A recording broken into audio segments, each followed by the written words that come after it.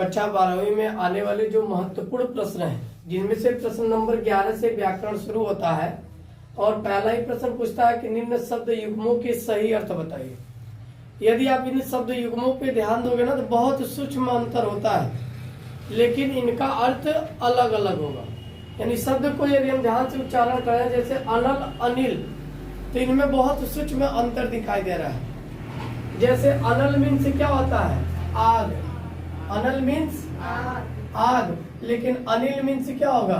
वायु। आग और वायु।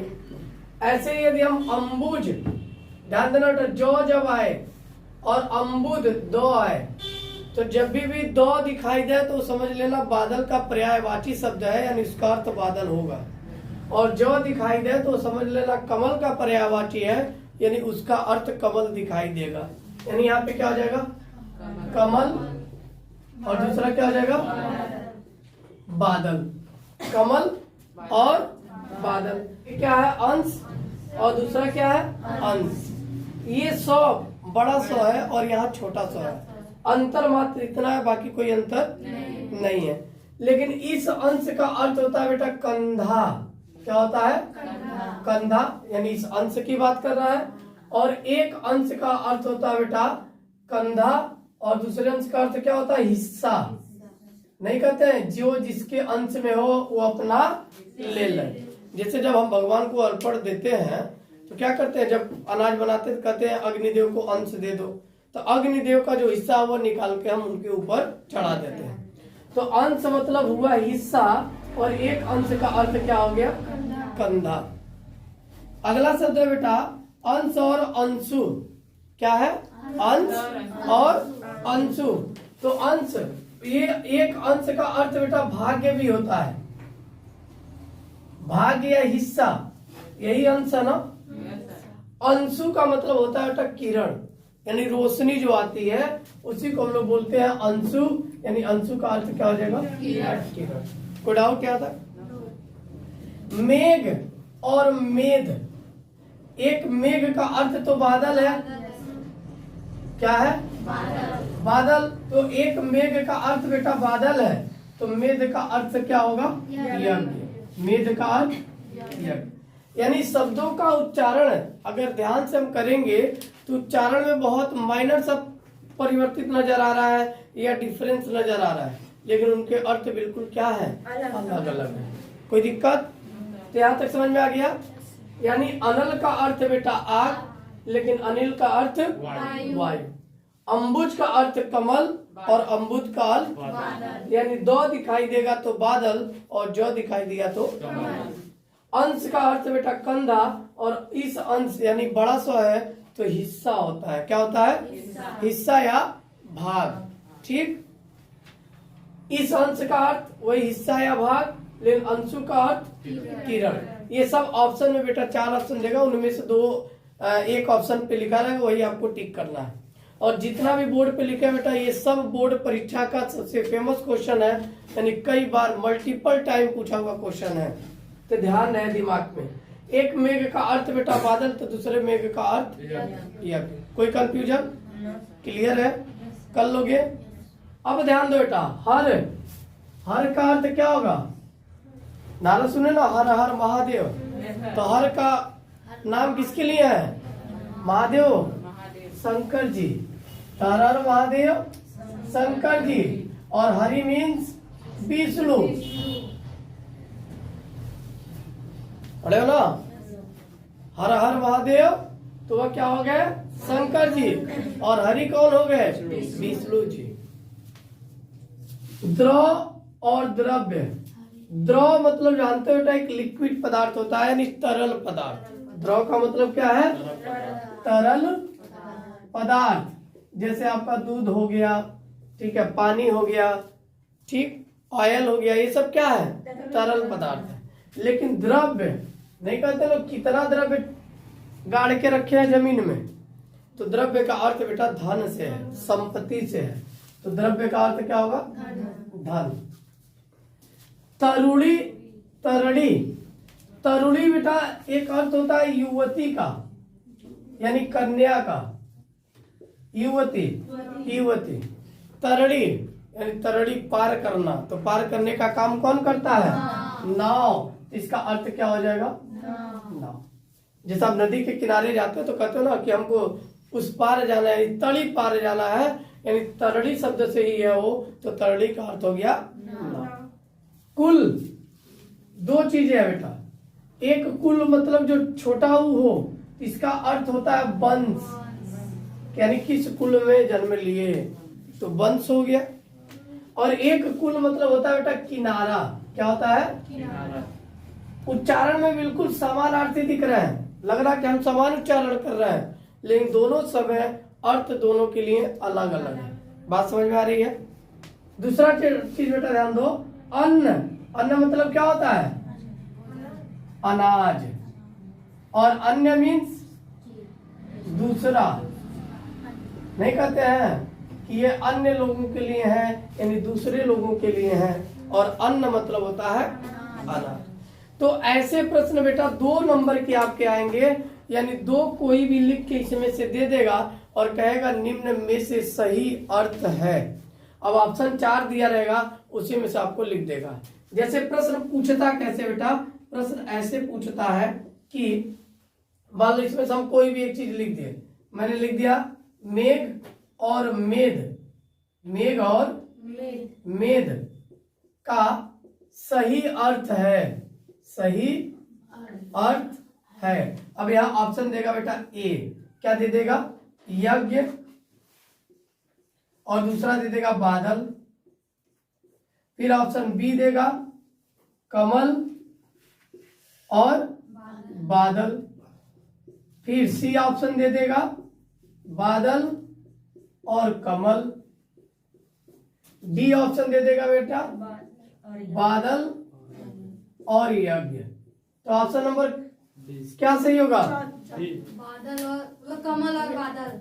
कमल और बादल। बादल और क्या है? मेघ एंड मेद, अभी अभी लिखवाया जस्ट। मेघ का बादल और मेद का यज्ञ। यदि शब्दों पर आप ध्यान नहीं दिए बेटा तो आंसर पूरा गलत हो गया। इसलिए शब्द को विशेष रूप से ध्यान दें, और बोर्ड परीक्षा में मान के चलो 2024 का जो पेपर बनेगा तो आपका 2 नंबर मात्र इन्हीं 10 में से आएगा, इसके अलावा कोई नहीं पूछ सकता है, इसकी गारंटी है। तो 10 शब्द पढ़ने बेटा अच्छे से पढ़ लेना, नहीं तो फिर ऐसे ही सी डी करते रहो, फिर गया नंबर। तो ऑप्शन नंबर क्या होगा? डी। अब ये मत ध्यान देना यज्ञ तो होता ही है, बादल तो होता ही है, तो तुक्का मारो, हम यही पढ़े थे जय सिया राम जय सिया राम। तो जय सिया राम करोगे तो पता चला हरि जी को पूछ रहा था, तुम सिया और राम को लिख दिए, तो फिर गए काम से। शब्दों को ध्यान दें। एक मेघ का अर्थ बादल और मेघ का अर्थ यज्ञ होता है। अगर यही मान लो कभी कभी ऐसा भी होता, मेघ को पहले और मेघ को बाद में कर दिया। अब हम क्या करते हैं, हमारे दिमाग में तो यही रहता कि नहीं पहले तो हम भैया बादल पढ़े थे फिर यज्ञ पढ़े थे, तो वहां कंफ्यूजन हो सकता है। इसलिए एक शब्द को पढ़े तो उसका अर्थ एक पढ़े, दूसरा शब्द पढ़े तो दूसरे का अर्थ पढ़े। कौन आगे कौन पीछे, इस बात पर विशेष ध्यान होना चाहिए। क्लियर है? और 100% यदि आप इसको तैयार कर लिए, ये 10 केवल जितना बोर्ड पे लिख दिए यही बोर्ड में आने वाला है। पहले हम लोग शब्द युग्मों का अर्थ देखे, जिसमें थोड़ा सा परिवर्तन था और अर्थ अलग अलग थे।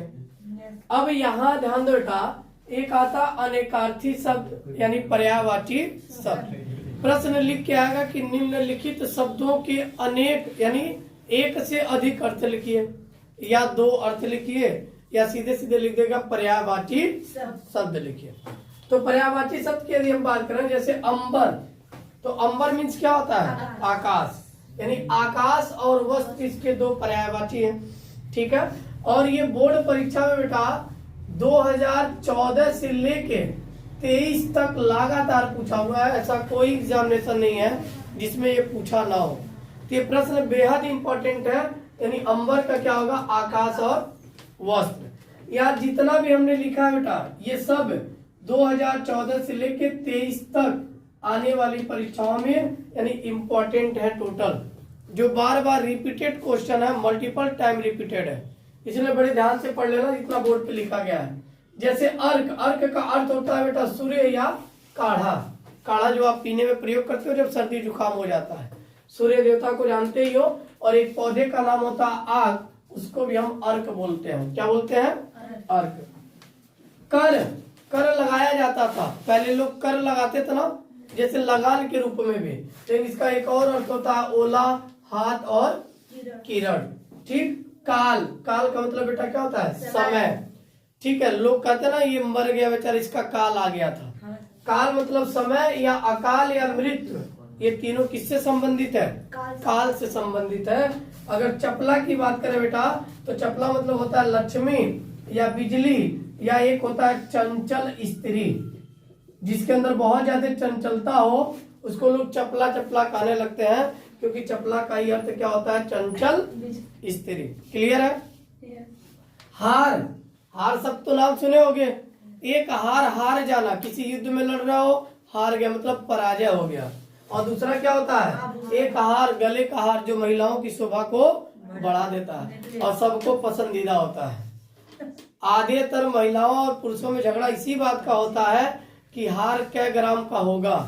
छोटा है तो झगड़ा, बड़ा है तो भाई चिंता में वो आएगा, फ्रस्ट्रेट होकर कुछ ना कुछ बोलेगा, झगड़ा बढ़ेगा ही बढ़ेगा। तो ये हार बहुत ही इम्पोर्टेंट है। ये भी 2016, 17, 18 में पूछा है, फिर 22, 23 में भी पूछा है। ये भी इम्पोर्टेंट आप पढ़ लेंगे। तीर, तीर मतलब क्या होता है बेटा? तट, बाढ़। और एक गाना सुना ना, नदिया के तीरे तीरे। Yes sir. तो नदिया के तीरे मतलब क्या? नदियों का किनारा भी होता है। यानी नदी का किनारा कह सकते हो। क्या कह सकते हो? नदी का किनारा। ये क्या होता है? तीर। ठीक है। द्विज, ब्राह्मण, पक्षी, चंद्रमा, यानी ब्राह्मण को द्विज भी कहा जाता है। ठीक। नाग, सर्प, हाथी, यानी एक सांप प्रजाति में जो पैदा हुआ वो भी एक प्रकार का नाग है, लेकिन हाथी यानी गजराज का दूसरा नाम भी क्या होता है? नाग। क्या होता है? नाग। नाक, नासिक, चेहरे का एक अंग है जो नाक होता है, ये दिख रहा है। स्वर्ण, सोना, समान, यानी एक समान एक जैसा। अब एक समान एक जैसा से तात्पर्य यही है, नाक में आपके दो छिद्र हैं, दोनों एक समान प्रतीत होते हैं, इसलिए नाक का नासिक, समान और स्वर्ण याद कर लेंगे। पतंग, अभी अभी जो बीता हुआ है खिचड़ी आप उड़ाया ना मकर संक्रांति पे, सर उड़ी नहीं। तो पतंग जो उड़ाते हैं हम, वो पतंग कहाँ उड़ता है? आकाश में उड़ता है। और आकाश में पर्यायवाची किसकी हो सकती है? सूर्य की। भाई सूर्य तो आकाश में निरंतर चलने वाला प्रतीक है।